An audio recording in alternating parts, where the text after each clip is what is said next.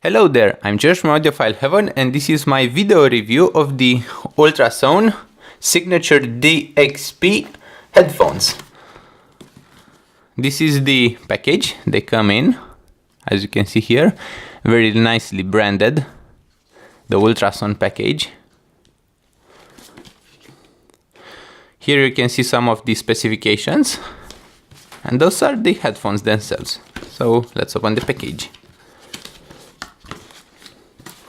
Unfortunately, this time I'm doing the video upside down, so I can minimize the number of reflections, or rather the shadows you see in the video. I'm hoping that this time the quality will be a bit better. As you can see, the leather box is very nicely packaged. And this is the main package. As you can see here, very nice branding. This thing here is actually metal. It's very nice to detach. This is some kind of leather or pleather. The box offers a good amount of protection to the headphones. There are two zippers here. And this is the main package, as you can see.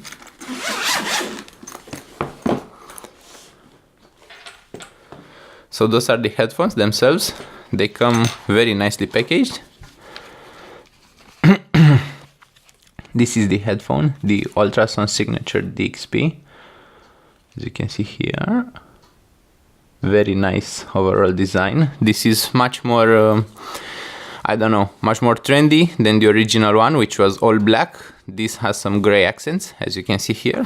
It comes with two cables, one which is quite long and coiled. This is the longer cable, which ends in a 6.3mm jack. As you can see here. And this is the cable I typically use with them, 3.5mm through 2.5 single-ended jack. This is the kind of jack they use, a 2.5mm single-ended jack, which is an interesting choice if you ask me. I might have preferred if they went with a more universal 3.5mm in the headphone here, because having a more universal jack here would mean more cable upgrade options. But nevertheless, this is a good option.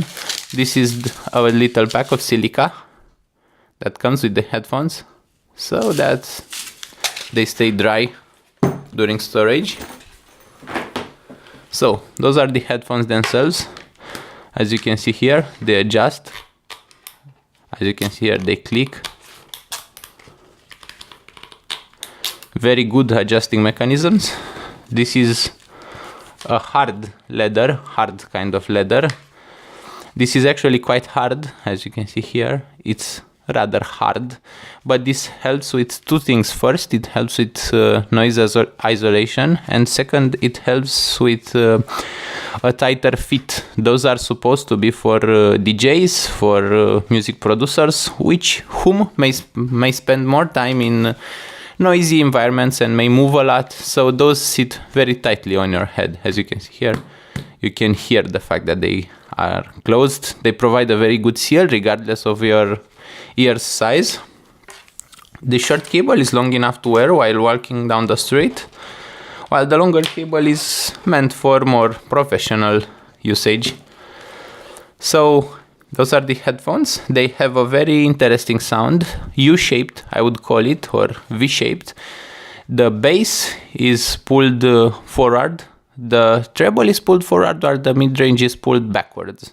So you get a very, very wide soundstage. This is the kind of soundstage you typically get from full-sized open back headphones. Those actually have a larger soundstage than most open back headphones because they have a unique little design. I cannot really remove the pads to show you, but here is the main idea. This here, the silvery part, is a metallic grill, and beneath it is a plastic grill to which the driver is attached. Basically, the driver fires forward in your ear, but also backward in the cup. The sound hits the cup and then comes back to your ear through this little grill. The shape is optimized for the best soundstage they can get. They get very wide, but they do not get very dispersed like HD 800 would from Sennheiser 800 from Sennheiser gets a little too dispersed. Those stay a little more focused, so I like the soundstage of those. I really love the soundstage the DXP provides. I also love the instrument separation they provide. Very, very clean and crisp instruments. Very good overall sound, very good detail. Those run for about $500 US. They are one of the best, if not the headphone I recommend the most at this price range. Other headphones you might consider in this price range are those. Those are Master and Dynamic MW60. Now, this is a very interesting headphone as well, as you can see here. Very, very nice overall design. Very clean. The leather on those is much softer, but the cap size is smaller. So while you may be getting a good comfort due to the softer leather, you are getting actually a bigger cap with ultrasone, so your ears sit a bit more comfortably in those. Although, if I was to call which is the more comfortable one, probably the Master and Dynamic would be slightly more comfortable. The headband is also a bit softer, so they're a little more comfortable overall. I really like those ones as well, but the sound is not quite as wide as Ultrasone has. The sound on those is much thicker after a bit of burning. They require some burning. The sound on those doesn't have the detail those do, doesn't have the soundstage. The sound of the MW60 is actually better if you are a casual listener, if you like to listen casually to music, like you don't really want the most detailed sound. This is less bright, so if you are sensitive to brightness, you might consider the MW60 more than the Ultrasone. Those have easily replaceable caps, as you can see here. They are attached by magnets, but the caps on the MW60 are not easy to find. Like, you really would require to get a pair from them. You cannot be using like any off-brand caps or aftermarket. Now, this is the HiFiMan Sundara I have reviewed recently. This also compares to the Ultrasone Signature DXP. Although one thing you might be considering is that Sundara is quite a bit less expensive at this point. Sundara runs for $350 US, while the Logitech runs for $500. Now, Sundara is open back while Ultrasone is closed back, so this provides no isolation from the outside noise. This leak a lot, this leak none. This have no leakage, and this provide a much better isolation from the outside noise. Now, between those two, you would need to consider what kind of music you listen to and what you want from your headphones, because Sundara has a much more mid-range forward kind of sound, while Ultrasone Signature DXP has a U-shaped sound, so they are quite at the opposite side of things.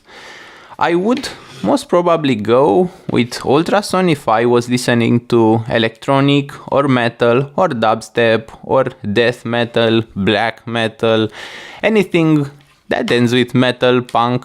Those are a better deal, while those do a better job with jazz, with classical music. I mean, those are good for easy listening. So if you are listening to, I don't know, less aggressive music, Sundara is actually a better fit than Ultrasone is. Also, Sundara requires quite a bit more amplification. Those need a strong amplifier, like this here. This is the Brooklyn DAC Plus. This one probably goes, I don't mean probably, it goes very nicely with both Ultrasone and Sundara, but Sundara requires it. This is the Brooklyn DAC Plus, as you can see here. Now, more or less, Sundara requires something stronger. I mean, it really needs something stronger, while those ones do not. Ultrasone signature DXP will sound incredible even from this little guy, the XD10 from Xduo. I actually have just reviewed this one. I will link to the review in the description of the video. This one does a very, very, very good job with ultrasone. It can also drive Sundara, but Sundara will sound better with a better source. Ultrasone also scales very well, but it doesn't feel like it requires a better source. Like, it scales, it gives you better detail, but you could be using ultrasone with a very, very modest source and be very happy. With Sundara, you would still yearn for more. You would still wish they had more detail, better control, even after this little guy is engaged. And I actually loved this little guy combined with Sundara, but they still can go better. Now, the master and dynamic also scales very, very much. Those will sound very good out of the Brooklyn DAC Plus, but those will not sound very good out of a typical portable. Those actually require a very, very good and clean DAC amp, which is interesting because they are not that expensive.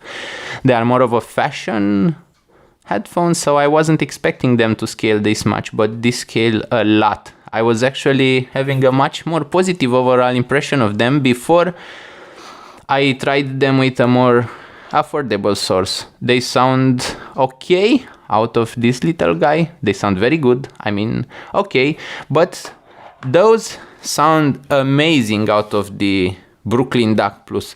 So it's interesting that those would scale so much. I was not expecting this. I am not sure why this happens, but they do.